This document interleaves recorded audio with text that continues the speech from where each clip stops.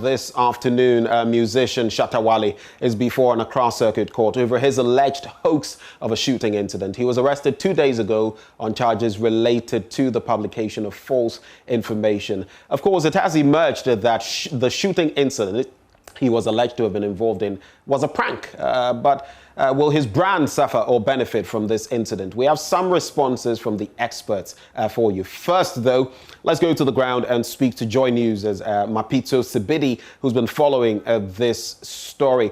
Now, Mapito, thank you for joining the conversation. Bring us up to speed on events from the court so far. All right, thank you very much, Benjamin. I'm here at the Accra Circuit Court, and what we know so far is that Shatta Wale has been charged with publication of false news, and he pleaded not guilty. The three others, namely Kojo Idrisu, Yusuf Idrisu, also said pleaded not guilty, and they were charged with abatement of crime. He's been remanded for another week, and also the next court sitting will be on the 28th of October. So we also hear that some of his fans were calling for his release. But what information have you gathered in respect of that? We know he's been kept for another week. What has the police been saying? All right, so I tried to speak to the lawyer. He refused to speak. He said legally and practically he cannot speak until he speaks to his client, Shatta Wale. So he didn't want to give us any information.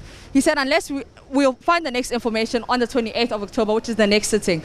In regards to the fans were very excited to see Shatta Wale, and they were chanting "Free Shatta Wale." Even if you go to Twitter right now, hashtag Free Shatta Wale is trending at #1. His fans, his supporters, observers, family and friends are calling for his release. Well, Mapito, thank you for bringing us up to speed with the latest from the court. That is Mapito Sibidi. On PM Express last night, Showbiz A to Z on Joy FM. George Quay, and head of communications at Shatta's rival Stonebwoy's Burniton Music Group, Kwame Beko. And this is some of what they had to share. It is genius. I mean, we may look at it negatively because naturally there are negative effects. Yeah. Like it or yes, it may be deception of a sort and all that, but it's showbiz.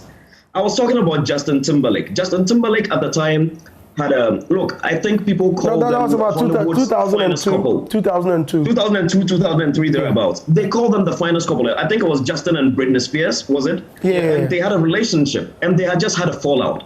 Then the gentleman released Cry Me a River. And when you look at the video of Cry Me a River, he used a lady that looked just like Britney. And the story, the lyrics in the song all pointed to the direction of infidelity, stirring up some controversy that made people start to ask, why? Did she cheat on him? How did they do it? What happened? And all that. And guess what? The song went ahead to win him a Grammy. So what are we talking about? In showbiz, if they are not talking about you, that is when you're doing something wrong.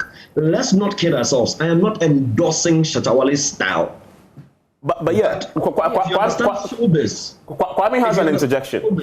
Kwame has an interjection. Kwame. George, I think on your position, we would have to agree to disagree, because you just explained Justin Timberlake's situation, and in my estimates, that's pure genius, taking advantage of a real-life situation that these two principal characters were involved, and then transpose it into art and to get to the height of winning a Grammy. You see, so those were some of the music industry's key figures sharing their thoughts on the matter.